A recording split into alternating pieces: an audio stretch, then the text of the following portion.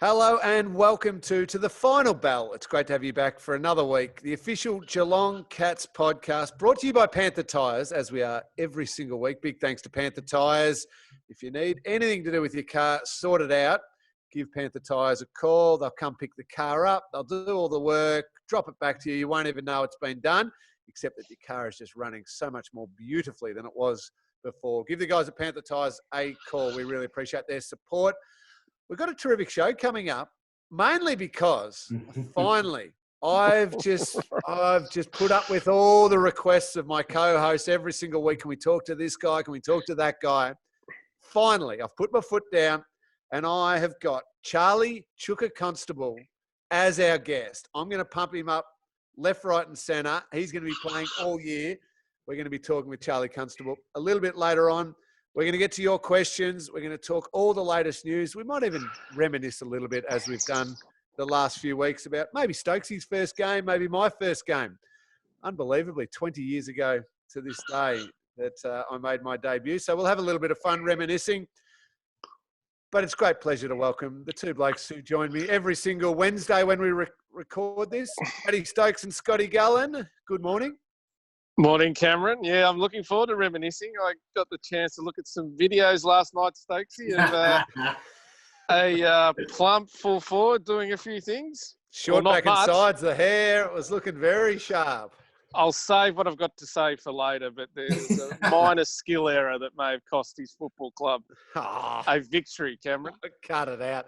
Stokesy, you're rocking, what are they, Air Jordan 1s or 2s? Yeah, 2s. Yeah, Jordans. I've gotten the theme of it. I've gone through a cupboard over the last couple of weeks watching what everyone else is watching at the moment with The Last Dance and just reminiscing and looking back. I was sort of a little bit too young to watch him at full flight, but I've got all these DVDs and Come Fly With Me and Jordan's background. And, it's incredible how much Jordan's – I've collected Jordan's throughout my whole career. I've got memorabilia of Jordan and, it's the one time of the week where Amelia doesn't bother me. I get 2 hours every Monday night and she doesn't say a word. So it's been great to watch. Well, I did notice we have got one of the listeners' questions around The Last Dance, the Michael Jordan documentary. So I want to chat some more Jordan when we get to that question. But let's get straight to the news. It was announced the restrictions around Victoria would be loosened a little bit. I think parents everywhere were celebrating the announcement of returning to school for the kids. Nicole and I Golf's back, Cameron. Golf's back. Golf's back. Fishing's back for you, Scotty. You can actually get out of the house, maybe shave and look presentable. No. Are you actually wearing a fishing shirt? No, this is an MBL 19. This is an antique. You can't see it. Oh, very MBL nice. jumper. Yeah. Like Southeast Magic. For walking the dog. But as we record this, Scotty, despite the announcement about AFL players having an exemption to train, nothing's changed because it has not been announced across every single team that they are allowed to train. So therefore the AFL has said no one gets an advantage and testing needs to be done. So right now, where do we sit? Is June 11th still realistic? When's training starting? Give us all the answers. Well, June 11 is what the AFL want to do, but South Australia's thrown another curveball. They've said we're not going to grant Port Adelaide or Adelaide exemptions, the 14-day isolation. So the AFL dug a hole a week ago, whenever it was, when Perth said, you can train in 10s. AFL said, no, it has to be an even playing field. It's come back to bite them now because Victorian teams could start today in 10s and then, they could start training full stop now. But in Perth and WA, they can't. So there's going to be hubs of, I think the Perth sides are going to have to come over. The AFL's not going to announce anything today. It's going to be tomorrow now. They have the first 5 or 6 rounds ready to go, but there's too many issues with other states at the moment. Are they hurting? Are the WA government hurting themselves and saying we can have to set up the hubs here, but we're not letting blokes fly in and fly out? And then the AFL would just say, okay, we'll stuff you. We'll just get 2 AFL teams and bring them into Victoria. Is that? Yeah. They're going to have to come over here, Stoker, because the WA Premier, it's grandstanding a bit, but he says we've got zero COVID over here. Our border system has worked perfectly. I'm not going to break it for a sporting team. So they're going to have to come over here and live Maybe you could play the derby on the round 1 or round 2, whatever it's called, and then bring the teams over. That's probably what will happen. Yeah. Testing needs to take place. I believe all AFL players and coaches need to be done by Friday.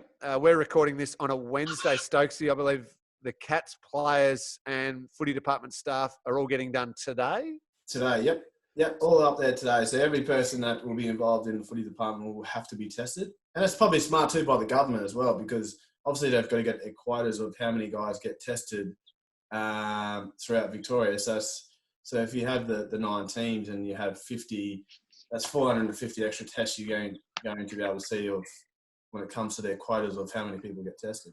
Stokesy, it's exciting news that footy might be around the corner, but at the same time, the AFL has said that the number of people allowed in footy departments and the dollars that they can spend in football department, that has now been mandated, which means, sadly, there will be a number of Geelong Footy Club staff and right across every team in the competition who still won't be able to come back to work. So as exciting as it might sound that footy's back, it must be a strange feeling amongst the football club and the football department where you've got such close connections that there'll be still some people who will be struggling through this. Yeah, it was hard to celebrate yesterday, to be honest. And even today, getting text messages this morning from a few friends across the industry, the 25 per head count for every footy department and the expense, the spend that you're able to be able to do in a department is going to break a lot of people, to be honest. I mean, there's just not going to be any wriggle room, and I understand that you've got to cut cost, but the human element of it is going to be bloody heartbreaking. We're going to lose some really good people, and this is the reality of life, not just football. But I think decisions have to be made for the betterment of the game. And can I pose a question to you though, Stokesy? And I agree with the economic side of it. A certain amount of money to be spent it has to be cut back. Should it be up to the clubs to choose whether if it's just a dollar figure that you've got to spend, should it be up to the clubs to say, well, we're going to spend that on only 20 people in the footy department and shave all the people back, or we want to maintain everybody's jobs and the 50 people in the footy department, everybody's just going to take a slice of whatever that dollar amount is and everybody's going to take a massive pay cut, but we're going to keep everybody in a job. Should that be the footy club's choice rather than mandated you can only have 25 people? Yeah, I definitely agree with that. Maybe the 25 number is about the exposure of that's able to pass it on. Because I think if you went to a footy club and said you've got $10 million to spend through your footy department, knowing footy clubs and every footy club would be the same, the coaches and administrators would take pay cuts to make sure that no one lost their jobs. I think making sure that the hubs are quite confined and not open to breakouts is probably the most important thing on the game overall. But it's really easy for the AFL to come out and announce that they've got, you've got 25 people that can come into a footy club and help run a department. We haven't heard anything from the AFL, from their executives who make $11 million a year, $11 million a year. They've got 400 employees full time. So they're pointing the finger and telling clubs you have to do this, this, and this. We haven't heard anything from the AFL what their cutbacks are. Scotty, is there any word coming out of the AFL? Because, I mean, that figure of their executive team, that's basically an entire club salary cap. So they're almost a 19th team in themselves, the executive. Well, they've stood down a lot of people, and like every club, and there's been pay cuts. But you're right. I mean, I think the AFL will look completely different to like clubs. So there's going to be job losses there. Whether it's at the same magnitude as a club level, not sure. But, they're going to have cuts. But I think the 25 figure, as Stokesy says, it's the access to stop the spread if it's COVID. So it's all about headcount rather than money, unfortunately. Yeah. Scotty, when do we get the announcement? And June 11th, you mentioned before, is it still the likely round 2 It's still date? the one they have been obsessed with, and we'll probably get announcement tomorrow now. But as I said, the issues are South Australia's come out and said we're not giving the exemptions. So I think plan B is to get West Australian teams and South Australian teams into some sort of hub for 4 or 5 weeks until their restrictions are eased. But I think the league, they don't want the NRL to get too big a jump. So that'll be a 2-week jump for the NRL. And I think the AFL understands we've got to be pretty close to that. Well, let's hope all the testing they do comes back, plenty of negatives, and the season can get rolling. But certainly, from a Geelong Footy Club perspective, Stokesy, from all of us here, the thoughts are with those people within the footy club who perhaps won't get to come back and do what they love doing, and hopefully they're going okay. And as this settles down over time, there's other opportunities for those people, whether it's with Geelong or whether it's still within the industry, because they're wonderful people. So fingers crossed for all of them. Let's get to some fans' questions. As I promised, Charlie Constable is coming up very, very soon. I'm a little bit excited about that. We're going to talk debuts later on, but a couple of questions I just wanted to ask, and this one's probably a good one for you, Stokes. You do know the inner workings of the footy department. This one's from Yappa. Yappa. Thanks to all of our listeners who send questions in. I like the nickname Yappa. I do know a bloke named Yappa. I wonder if it's Yappa McMahon. But with 3 first-round picks in the upcoming draft, how will Geelong assess the talent without football? Well, our recruiting team made up of Troy Selwood and Stephen Wells and even Andrew Mathew. They've been watching these guys for probably 3 or 4 years. So they have a very clear understanding of who they're going to be targeting a year out. Obviously, it's about a need of where we probably sit from a football club perspective, and our needs probably right now are to replace Hawkey whenever he sort of gets a little bit older, and we need to find someone that replaces. We've got Radical, but then also we need someone else. Josh Jenkins in the short term. My thoughts would be someone to go after, like a Jamara Uga-Hagan, who is probably a top 5 draft pick, who is NGA zoned to Western Bulldogs. He's been through our Aboriginal programs since he was about 12, so technically he should be ours. Why is he the Bulldogs then? Why has Scotty Gullan's mob got him? Because Academy or something, isn't it? I know the name who I should throw under the bus, but I'll let him off free here. But the zones were broken up when the NGA regions come through, and unfortunately we lost Warrnambool. So as you know, Ling, we've been doing clinics in Warrnambool since day dot. He's a Warrnambool boy. I've got photos of him when he was 12, he's come through all our programs, all our Indigenous programs, Close the Gap programs, Geelong programs. He's come to footy training. And unfortunately, he's got a free trip to the Bulldogs. Was that part of – this is when the Geelong Falcons were getting a little bit too good and the Ballarat Rebels weren't going that well, and they chopped off Warrnambool and gave Ballarat Warrnambool instead of the fact that Geelong had – the Falcons, through Mickey Turner, had nurtured the Hampton region beautifully, and Jonathan Brown and all these – Jed Brodie from Koroit had come through, played Falcons and played VFL, played AFL football. And then they gave them to Ballarat. So that's now lumped in with Ballarat, and the Bulldogs zone for this is the Ballarat zone. Is that right? Well, I didn't want to throw anyone on the bus, Ling, but you've nailed it on. This kid's going to be an absolute superstar. He is great. Took him to China a few years ago and spent 3 weeks with him over there as part of our Flying Boomerangs program, and he's 6'5". He moves like Buddy. You don't want to compare him to Buddy because it ain't going to be no Buddy ever again. But the way he moves, to think that you guys over there, I'm talking to you, Scotty, your team, get a free hit and they've done nothing with him. In the league. Come on, Mathew. Sounds like the Dogs are going to get a ripper there. It's going to be interesting because with the draft, I mean, Stokes is right. They've been following them for years. But, Bontempelli, he's a great example. He was an average player at the start of his last TAC Cup year, became what he became. So the clubs aren't going to see that. It's a bit of a lost year for those kids too. The decisions are going to be made on their 17 and 16-year-old years, aren't they?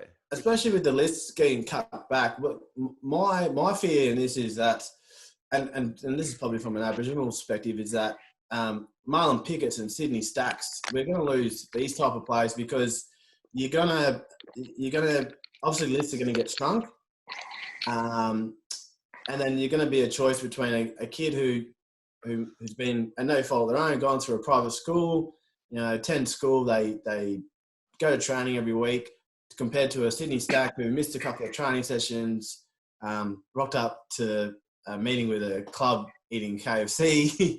So you're going to miss out on that talent. That's what you did every week. So you're gonna miss a lot of talent, and unfortunately, that's just the way of the world because of where we're at. But I'm fearful for a lot of our Aboriginal kids coming through because they do normally go between the 70 to 100 or the rookie draft, and unfortunately, I just don't think we're going to be having that many draft picks this year. Well, one kid who, I think, what pick did you go, Stokesy? 61. 61. One kid who did go pick 61 who turned out all right for the Cats, Matty Stokes. Tom asked the question, Stokesy, what was your highest disposals in a game in your wonderful career? I think it was about 39, I think. Good 39? What are you so surprised about, Scotty? Was that one of the few times you got to play on ball for the whole game? But no, it was. I remember. I had to wait behind you and Jimmy and Kel and Gaz and Chappie. A lot of ball hogs there. I mean, I waited. I bided my time for 6 years to get into the midfield, which I totally respect, and I learned a hell of a lot off you guys. But I got my 2 years in the midfield where I knew that's where I played my best footy and I could outsmart and outwork players. Do you know who it was against? I'm pretty sure it was Brisbane or maybe Sydney. Oh, keep going. Go further west. West. Sydney. According to my research, it was against the West Coast Eagles. West Coast Eagles, wow. Maybe. Round 4, 2014. Yeah, 39. I think I kicked 3, but it's not about me. That's got to be 3 Brownlow votes, sure. No, because I always got those little handballs. I couldn't kick very fast, so my super coach points were always low, and I never got any votes. But hey, let's get back to the question. Did you get 39 before Cameron? I'll have to check that. Did you break 40? I think I broke 40, but hey, don't pretend I have to check. You might, yeah. No, my man, I think had 8 or 9. Goal.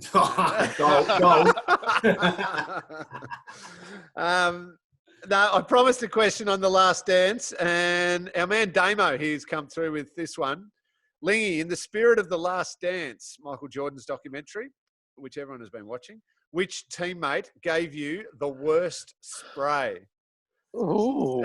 Stokesy, would you agree with this, that it is hands down the wonderful defensive coach of the Cats right now, Mathew Scarlett?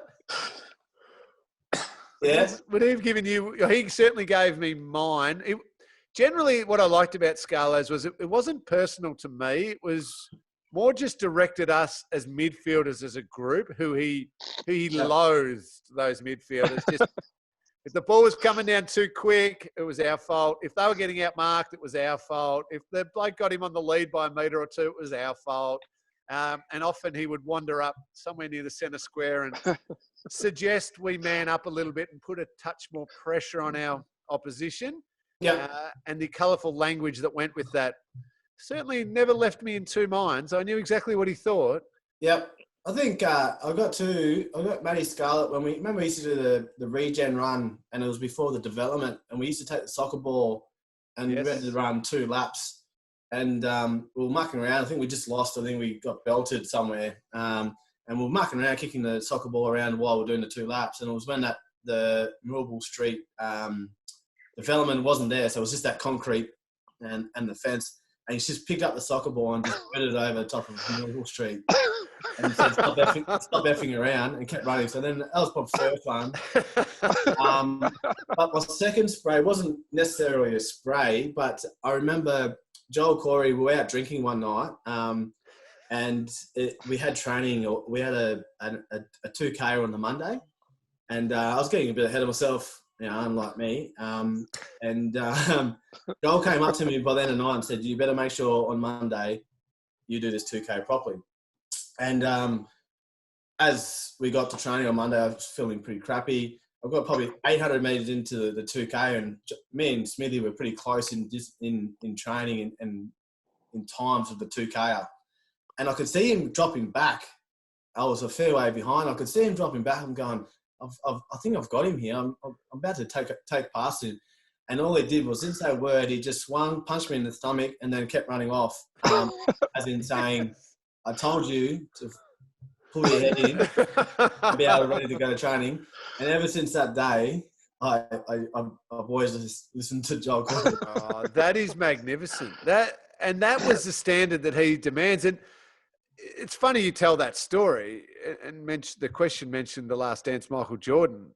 The episode 7 and 8, the ones that were just aired, supposedly they were going to paint Michael Jordan in the most negative light, where he was so harsh on his teammates and was just horrible to them. I finished watching those and I loved him even more. Yes, he was brutal to some of his teammates, but it was in an environment of demanding the best from them because he wanted to win and he wanted his team to win. He wanted his teammates to share in winning. And hearing Joel do that to you, which I never knew that story. That's the first time I've heard it. Makes me love Joel even more because he's just no, Stokes, he's not good enough to not run a great 2K time trial. And you learnt from it and you get better from it. Oh, it's good, isn't it? I've still got bruises on my ribs.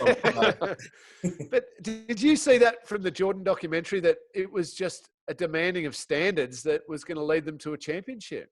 I think what I learnt was if you have a common goal, your attitude shouldn't change.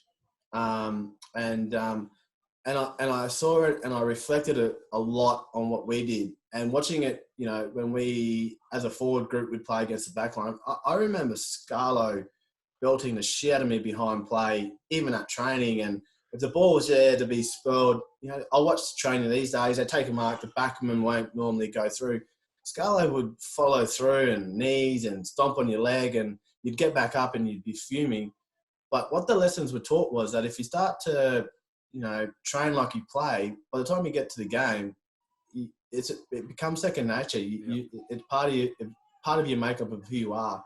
And if it wasn't for Scarlo and Boris and even Joshy Hunt, Dasher and these guys being absolutely ruthless, I don't know whether we would be as good as we were, because that pushed Stevie and Chappie and Moons. And you know, there was always arguments, there was always biffos, and I loved a part of the,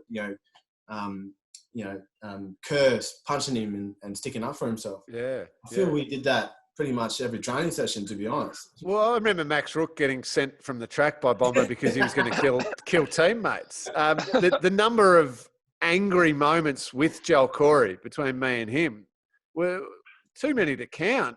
Jimmy was the same. Jimmy was the grumpiest trainer alive. Cal, I mean, Stevie and Chappie famously punched on numerous times. It was just this bubbling over of competitiveness, and we all wanted each other to be the best. It was always from a place of let's make each other better. And sometimes our competitiveness got the better of us, and we, you know, it'd blow up a little bit. Then you get straight back to work. You're quick to point it was Chappie and Stevie. I do recall a few times, a lot of the times, it was a three-way combo. And there might have been a redhead in the middle of the two.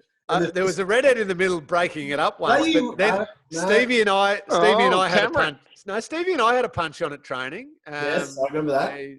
It was, I thought he was holding on to me, and you know, well, that's all you ever did, Cameron. What the drill was, and I turned around and smacked his hand away, so he went harder at me, and we ended up throwing a few. But like 30 seconds later, we looked at each other and kind of half laughed and like, "What the hell are we doing?" But it was in that moment. That's how we trained. Oh, absolutely. And Stevie is the best one. Like, I have spoken a lot about Stevie on here, but there's some of the things that's happened over the years where, you know, a little jab and then it gets harder. But then and then 5 minutes later, it's just a smile. That's what we were about. We were about, let's push each other, not only on the field, we pushed each other off the field too, I tell you, right at the diggers and the edge. But come Monday, if you weren't ready to go like I spoke about, you're going to cop it. You're going to get it from regardless of if it's from Harles, you, Joel Corey, Kel, definitely going to get it from Scarlo. So no, that's what I loved about the Jordan documentary. I thought, I hope some people are watching this. It was a good message, I reckon. And you can word it in different ways to different people. Some respond to different communication better. But I love the standards. Scotty, you and Michael Jordan were tight, weren't you? You and him had a bit of time together at an All-Star game. It's funny, In the Cameron, media watching scrum. this.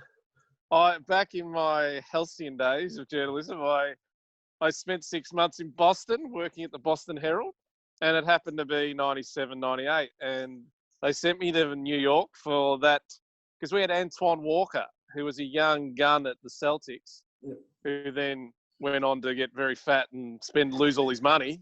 Somehow lost $100 million over his life. But anyway, so I was there, and yeah, I got to see Jordan that All-Star game, which is, I think, featured already on the doco. And I was one of those 100 little media scrum trying to, surround him at his locker, and he sort of brushed past me, so I'm claiming that he touched me. So that's my claim to fame on that. But yeah, it was pretty amazing. I mean, at the time, I didn't really comprehend how big it all was, but just to see Jordan like that up close and personal was pretty phenomenal.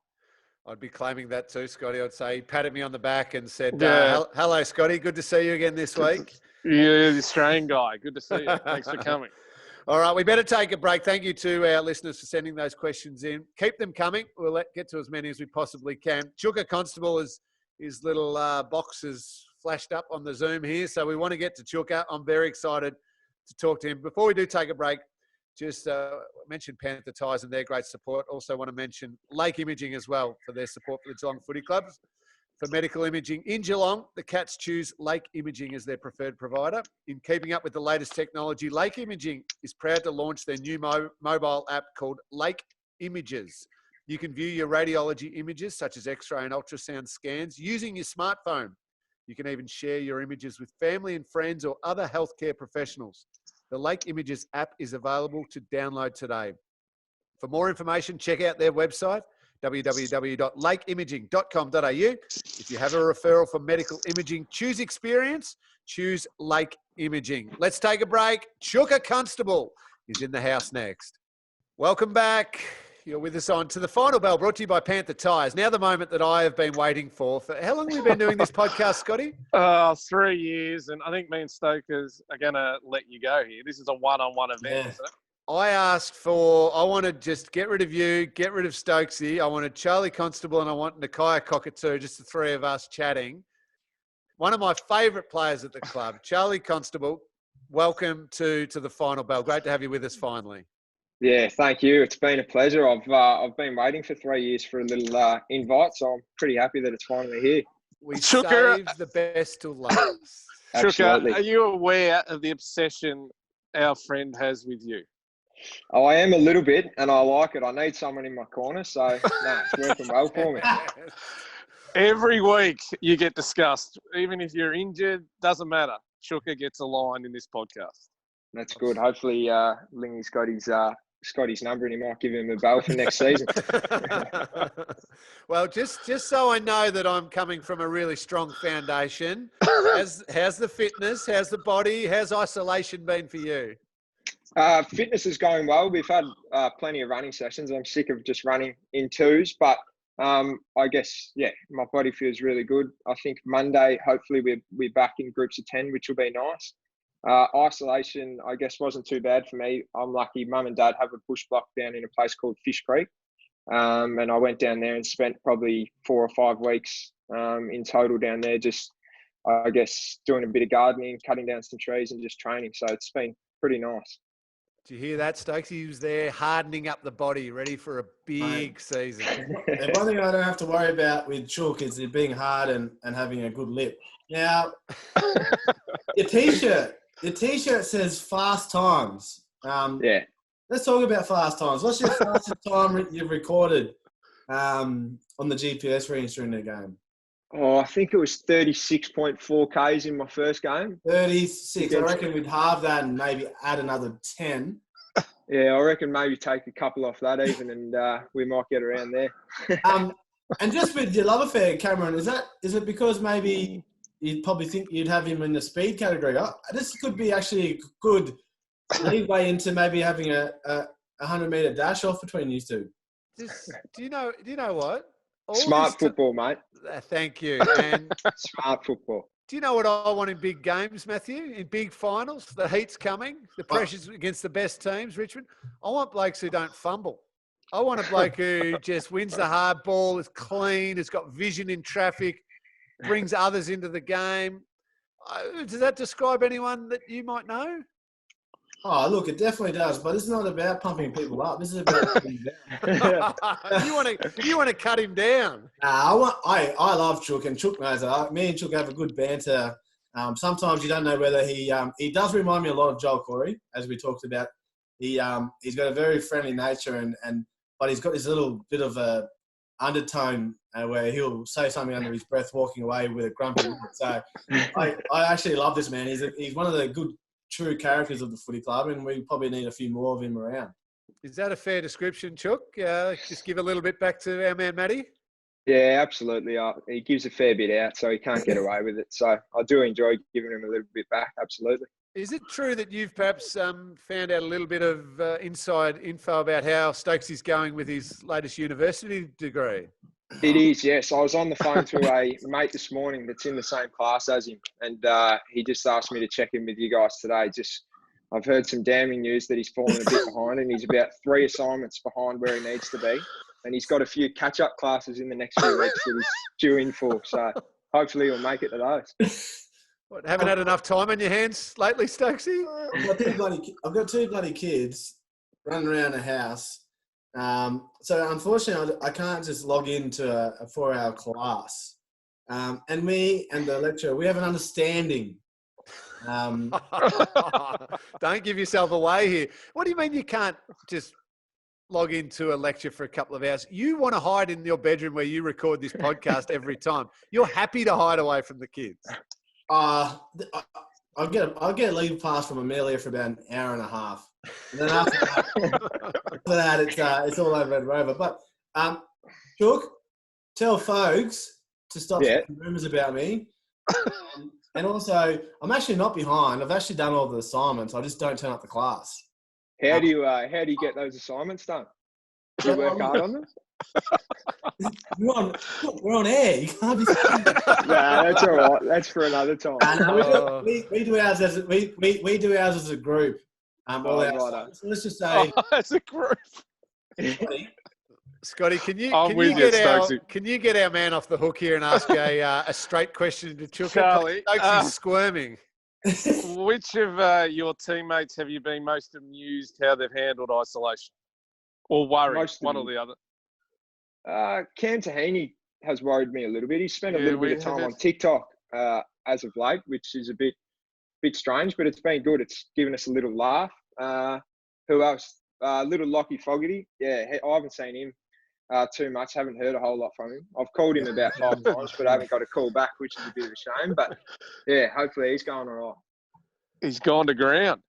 He has, yeah. He's gone underground for a little while. So I think he's just back home with his girlfriend, not wanting to talk to the boys anymore. So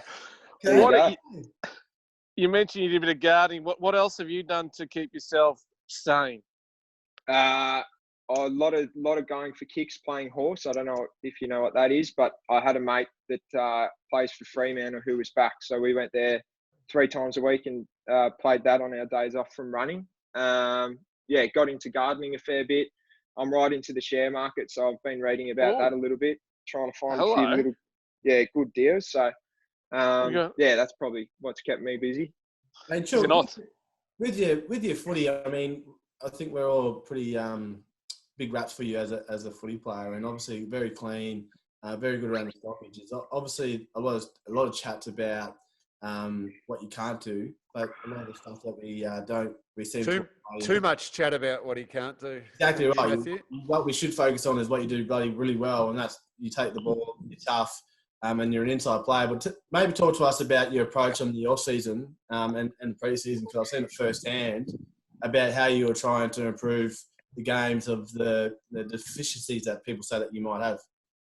Yeah, so I've been really lucky. Sean Griggs come to the club this year, and I guess we probably identified together for me to get better. It's probably my first 3 steps away from a contest and really focusing on them. And it might not necessarily mean I'm running any quicker, but I'll get out and get a little bit more space quicker. And then if I can just hold that speed, I'll get to more contests.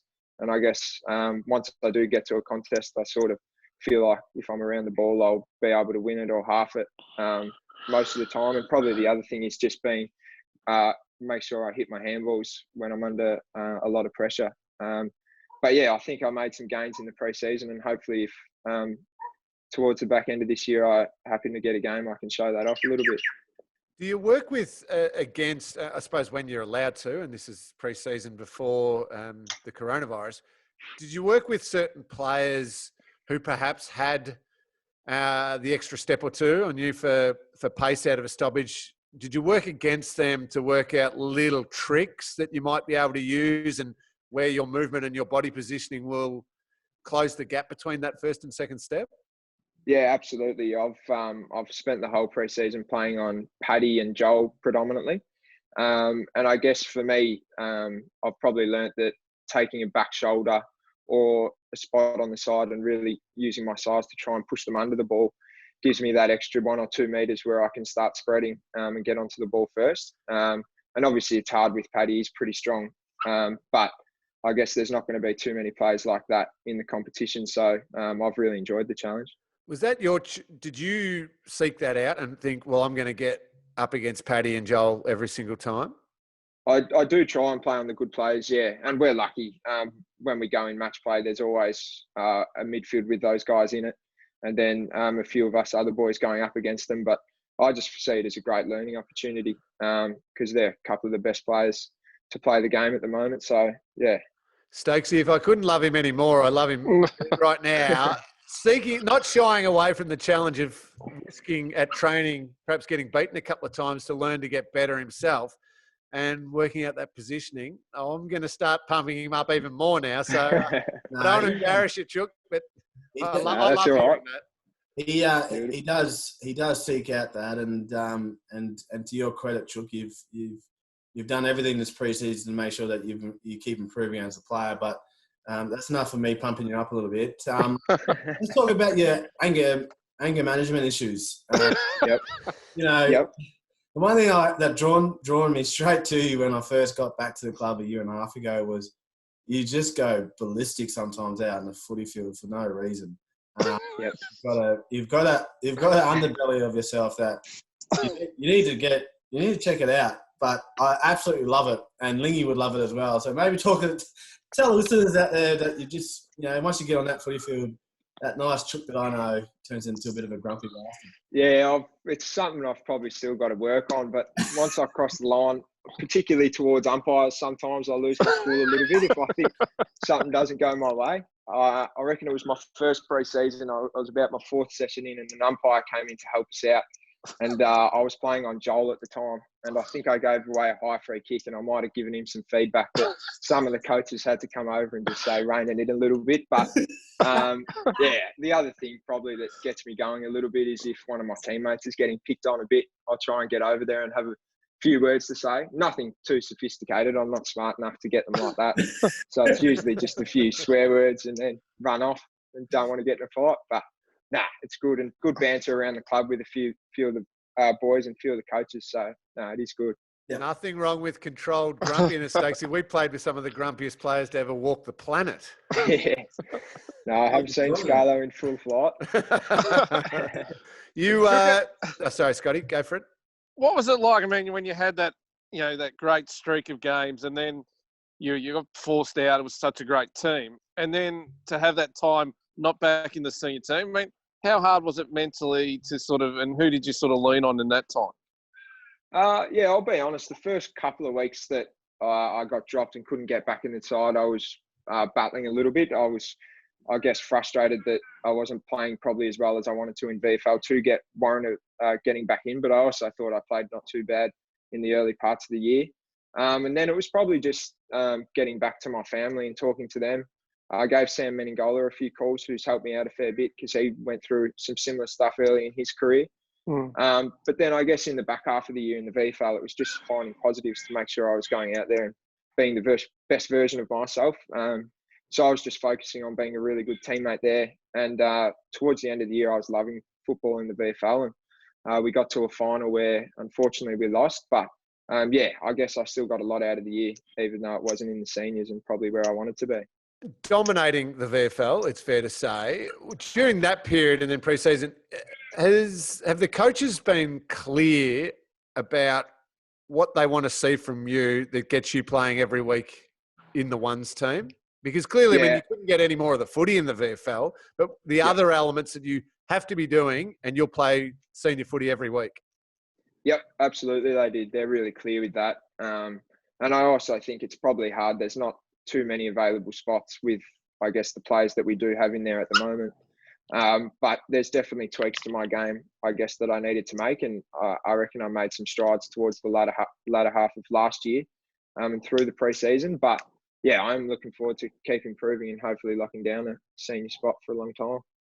Did you get close to leaving at all last year? Was the temptation there to say, I'm going to go find somewhere where I can get an opportunity, or you're just committed to making yourself a better player for the Cats?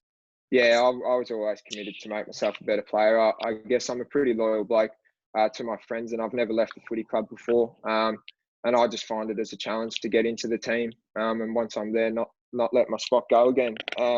But yeah, no, there was never any chance of me leaving. I'm sure there was a bit of media speculation, but no, I was always staying. That wasn't you speculating, was it, Scotland? No, it was all your PR campaign, Cameron. You wanted him to go. I didn't want him to go. I want him to stay, but play every week in the ones. You're actually his manager, I believe. There's been a coup. Who is your manager, Chuck? I'm with Marty Past. Marty Past is his name. Marty. He's on borrowed time. He's got a few clients, hasn't he? He has, yeah. No, he's got a few solid players. Marty. We're not here to pump up bloody player agents, are we? No. Who was yours, Stoker? Who was your player manager? Tom Pajoro, still look up. Oh, yeah. He's the boss. Amelia is the boss, then Tommy's the boss, and I'll come underneath that. You're kidding yourself. You don't think the kids come well before you, mate. You're a long way down there.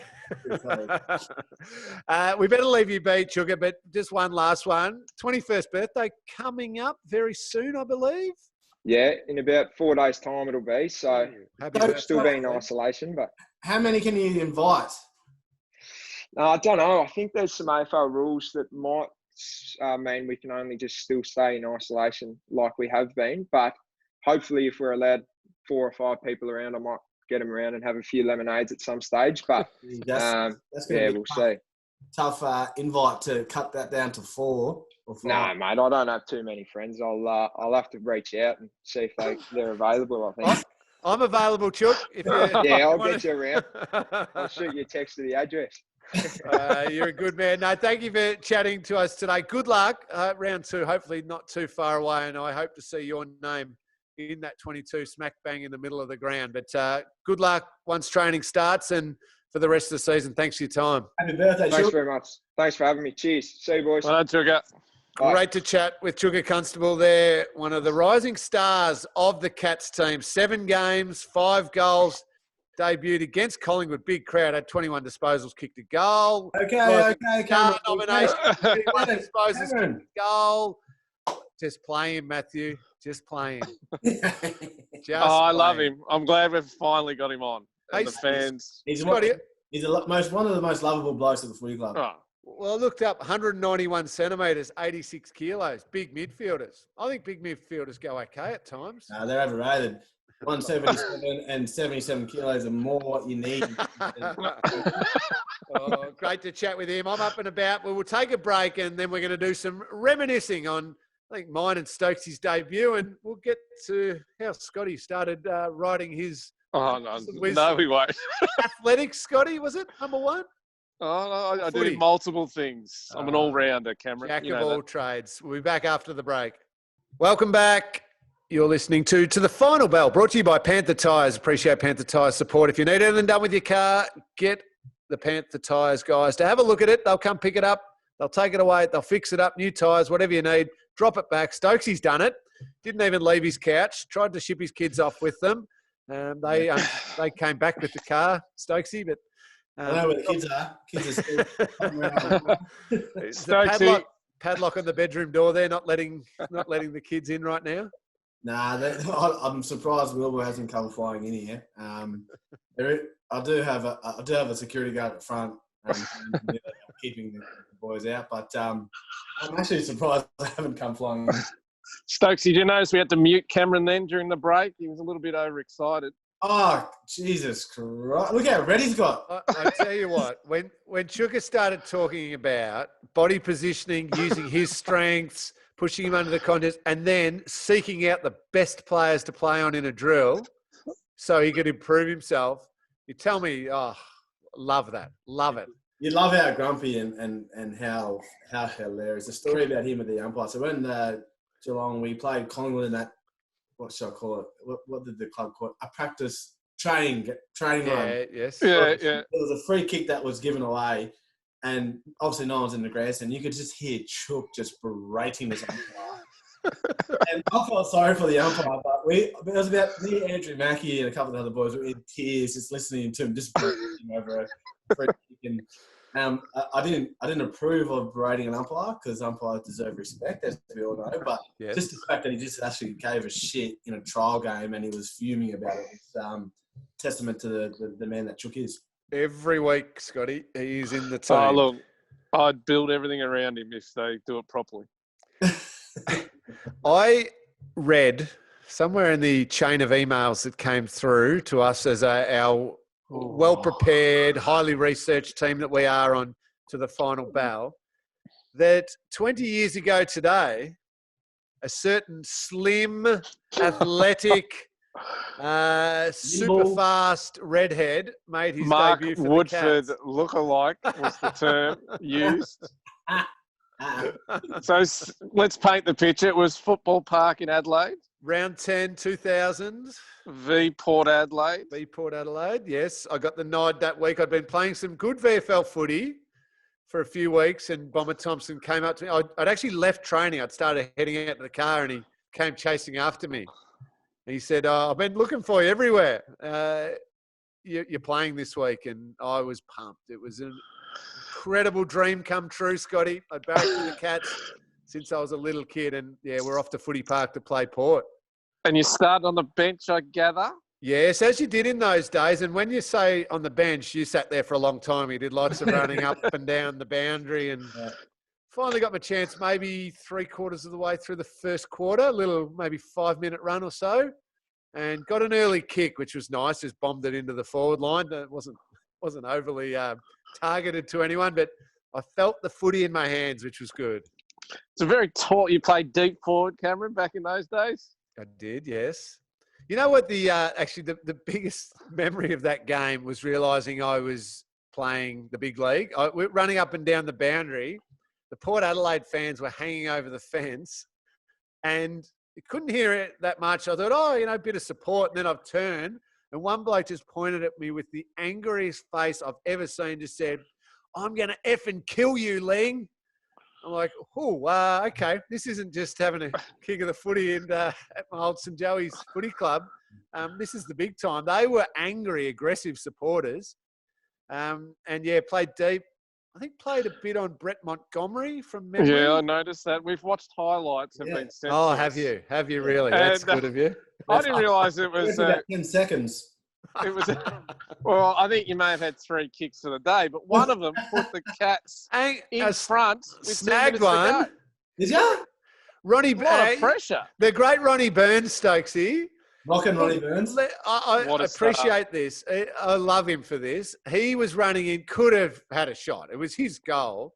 Just a little checked across the body to me, sort of not far out, made a simple shot of it. He gave me my first goal in AFL footy, and he would have kicked that every other time, but he looked after me. So thank you, Ron. There's thousands of people across the territory right now who'd be going, there's no way that Ronnie Burns would be giving off a goal. There's no way. But Jared Healy wasn't happy with your run-up, Cameron. He commentated. He said he's gone back a long way, this youngster. But you drilled it. I just kept thinking, don't kick into the man on the mark. Don't kick into the man on the mark. But then you were a goal up 2 minutes ago. They must have got another goal. Then there was a crucial piece of play, Stokesy. Yep. Crucial piece of play. Ball in the forward pocket. Dying seconds. The plump full forward grabs it All he had to do was lay it onto his right boot, and it's a goal. What does he do, Stokes? It wouldn't have been necessarily a goal. What does he do? He goes for the big turning circle, the slow arc. Oh, he's gone, dropping the ball. Geelong lose. The good old big tip truck trying to do a U-turn. Now, you fantastic. peanuts. Let me tell you what actually happened. All right, okay. Put on your right boot, you win the game. Scores were level, and as it Correct. turned out, a point would have won the game for us. Thank you. However, what you failed to notice, because you were just too hell-bent on picking out the faults in my game, I was just an obvious skill error. Keep going. it was the 22-minute mark of the last quarter when this happened. Yes. There's still 10 minutes to go. There's 8 minutes to go, perhaps. I've thought it would have been a risky shot on the right. I would have scored, but I might not have kicked a goal. So I've turned back, not with the intention of kicking a goal. I've turned back with the intention of feeding off a handball, selfless footy, to a teammate running down who'd worked down, he would have slotted a certain goal. Unfortunately for me, there was no runner there. And I've realised I'm going to have to kick this over my shoulder on the left foot. And Brett Montgomery has nailed me in one of the all-time great tackles you'll ever see. I don't believe you got anywhere near a kicking motion. It probably wasn't the greatest tackle of all time because you weren't moving because obviously you were slow and it was late in the last quarter. So you're probably an easy target. But as it turned out, the quarter went 24 minutes and the siren went. It was one of the shortest quarters ever. Brett Montgomery and I stood in the goal square at the siren, and I went to leave, and because it was a draw, and he said, "Nah, stay here. Something's gone wrong. We will play more time." That was too short a quarter. So even he thought it was a long way to go, and I was doing the right thing, trying to look for a feed. I wanted someone like Stokesy burning down to kick the No. If you had skills on both sides of your body, Geelong win that game. that's all right.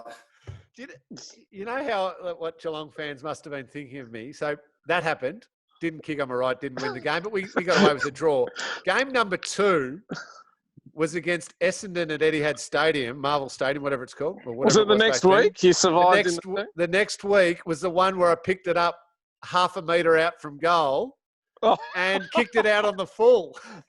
Oh, yes, I remember that. So Geelong fans are probably thinking this bloke can't kick on his right foot, could have won us a game, and can't kick a goal from half a metre out straight in front. There might have been a little dud on our hands here.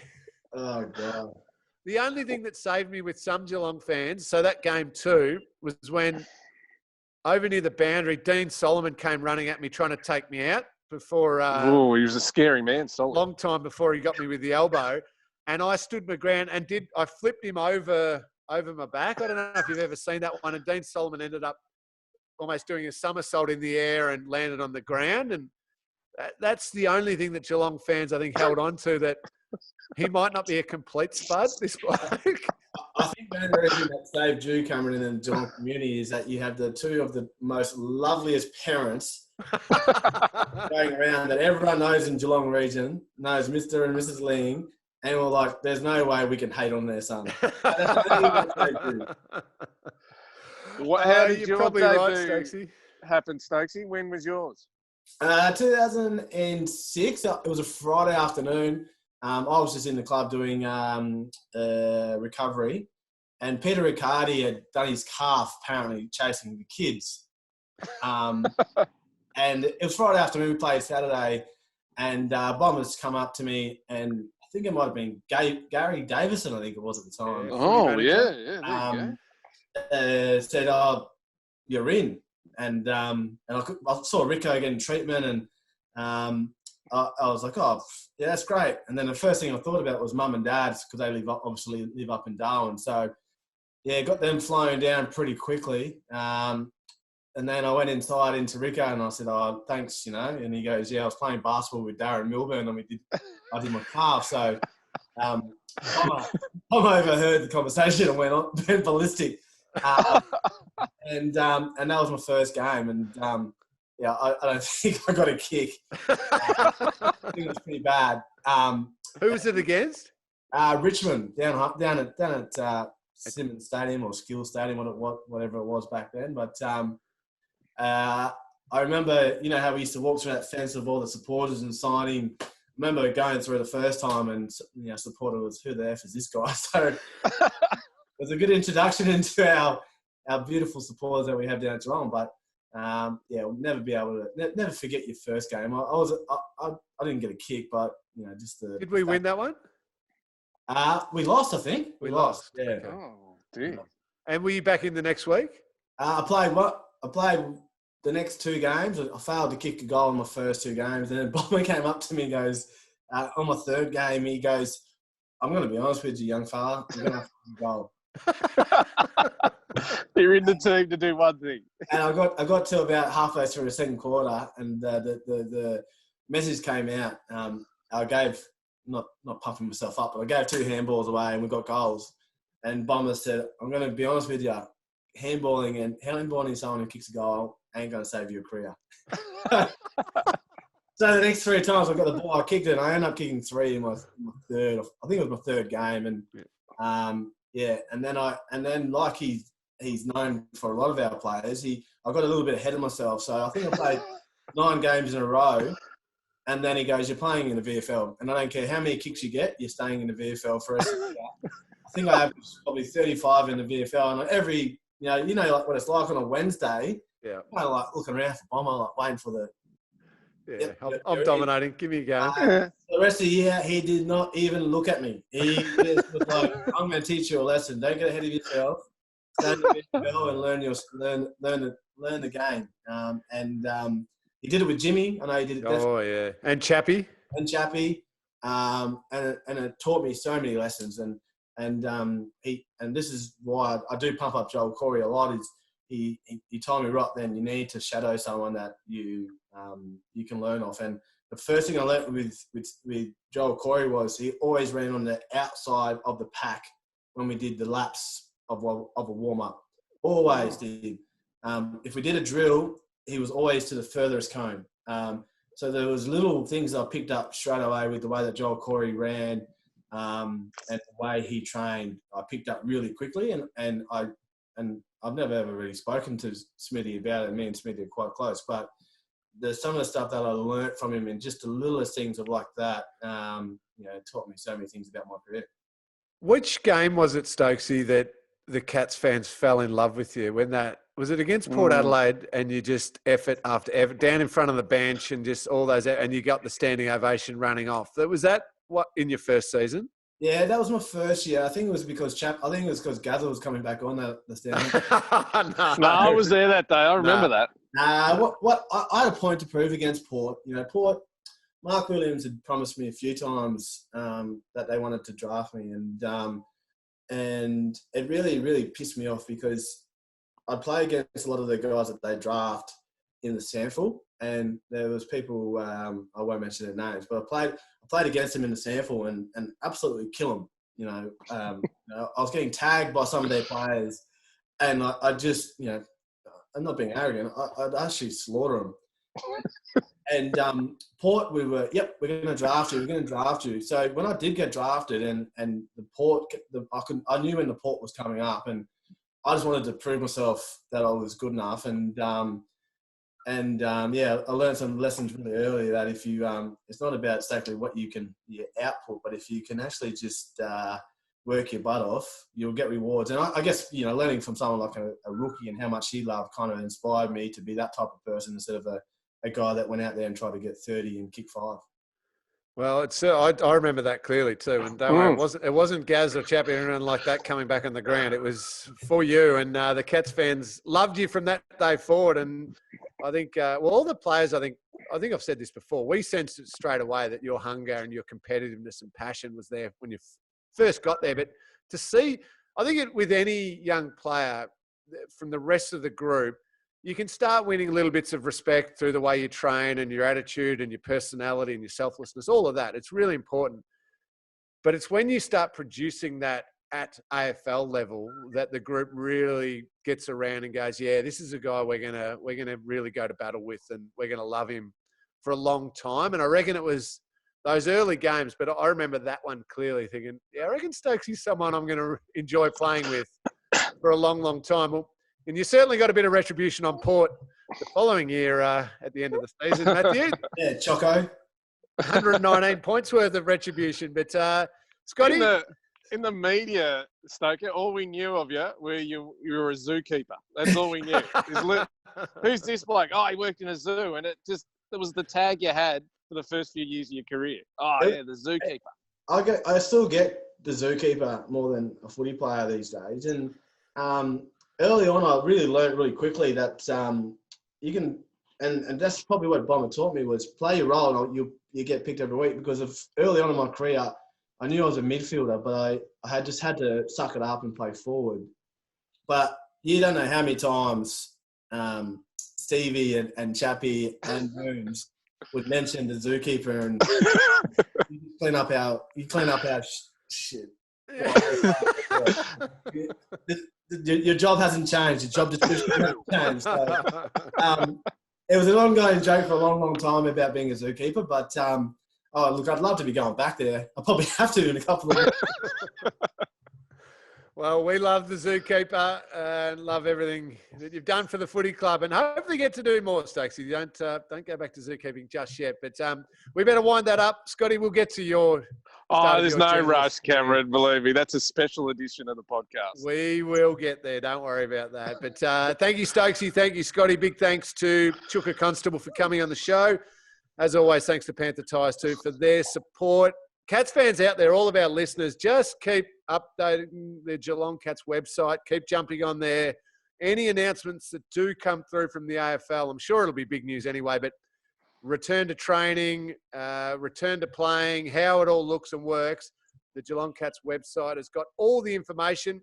I saw there was a little clip of Gaz Jr. talking about his favourite game. I think it was the 2007 prelim final, the atmosphere around that. So plenty of great content on the website. We will be back again next week. I have no idea who our guests will be, but do you think probably Chuka again? Probably. They're going to have to be good to top Chuka, Scotty. We may as well get him back again. Every single week he can come on, I think. I love him. Have you got any supporters out there who want to hear from anyone particularly? Yeah. Let us know. We'll get them on. I like it. Keep your questions coming in, and anyone that you want us to interview, especially some past players. Maybe some random names that we've forgotten about. Jason, Cameron Mooney, Scholl brothers. We should get together. That'd be maybe an R-rated podcast, that one. All right, enjoy the week. Hopefully the Cats are back training next week. Hopefully footy's not too far away. Stay safe. We'll be back next week.